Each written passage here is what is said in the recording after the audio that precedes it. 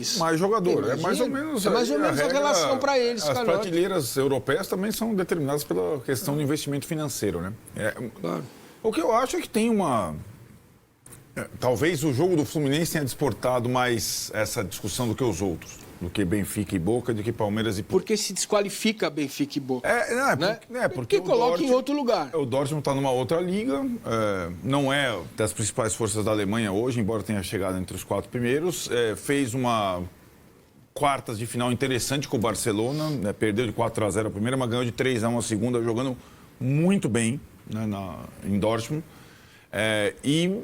Em relação a Porto e Benfica, tem muito mais investimento do que Porto e Benfica, né? O que acho que surpreendeu foi que o Fluminense não só... Aí tá, mas eu acho que... Aí depende também de cada time. Eu acho que o Fluminense fez um jogo surpreendente para nós, que acompanhamos o Fluminense. O Palmeiras não fez um jogo surpreendente para nós. Nem o Boca Juniors fez um jogo surpreendente para nós. O Fluminense fez. O Boca eu achei que fez. Eu esperava bem menos. Mas assim, até eu acho que... O gol também condiciona. Tem a característica do jogo, né? Então, o Fluminense não teve o gol no começo. O jogo ficou 0-0 e o Fluminense, ele tomou a iniciativa do jogo. Isso a gente não esperava. Palmeiras também. Isso a gente esperava. Sim. É isso que eu estou falando. Isso a gente não esperava de um. É claro que em relação ao Fluminense também tem uma análise brasileira um pouco mais... um pouco mais... mais discreta em relação aos demais, também pelo investimento, também porque não é um clube que contrata, embora tenha mas assim tenha feito parênteses importantes, é um clube que hoje consegue manter o Arias, não é que o Fluminense não investe pra caramba, mas não a ponto de acompanhar Palmeiras, Botafogo e Flamengo.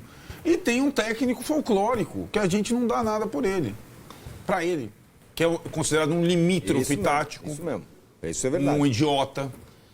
Não, calma aí. Idiota, não. Idiota tático, né? Um personagem. Motivador. E não técnico. Um personagem não técnico.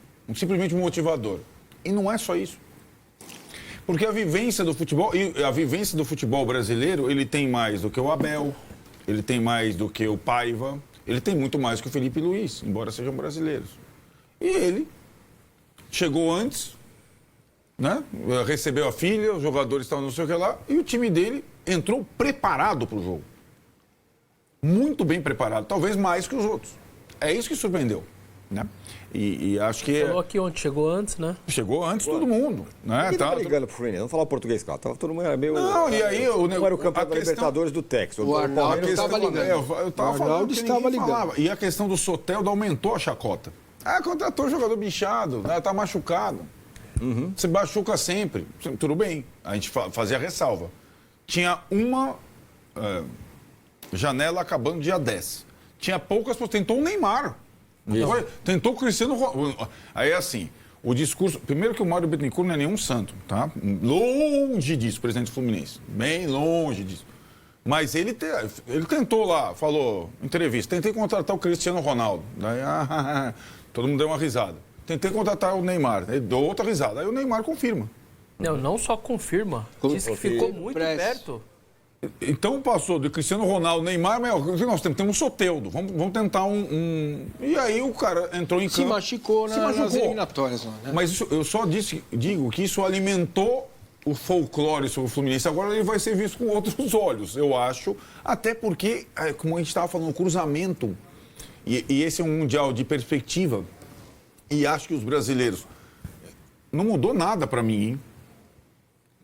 Os 3 brasileiros, para mim, têm totais condições de passar e o Botafogo tem pouquíssimas condições de passar, a não ser que ele apronte uma surpresa para a gente. Porque o que a gente está falando até agora é que, por diversas circunstâncias, o Mancini vem falando, a temporada deles acabou agora, é diferente o estágio. Alguns estão trocando de técnico, trocando de time, se reformulando, fazendo testes. Outros estão prontos. Cada time está num estágio europeu, estou dizendo. E o Botafogo tem 2 europeus no grupo. Então ele tem 2 desafios. E embora a gente tenha visto vários jogos equilibrados, interessantes, não só de brasileiros, mas de sul-americanos ou de times mexicanos, os europeus não perderam até agora. Teve no máximo empate. E o Botafogo ele vai ter que ou 2 empates e uma combinação de resultados pode acontecer. O Botafogo pode passar sem vencer o europeu, dependendo de uma combinação de resultados. Pode. Com 5 pontos, né? Mas vamos combinar que aí seria uma grande surpresa. Eliminaram o europeu, mesmo se não venceram o europeu nessa etapa, né? Então, vamos ver. Ainda não veio a vitória, mas tá dando graça, tá dando... É legal ver o jogo, porque não tá um jogo... 10-0. 10-0 do Bayern de Munique, né? No Walker.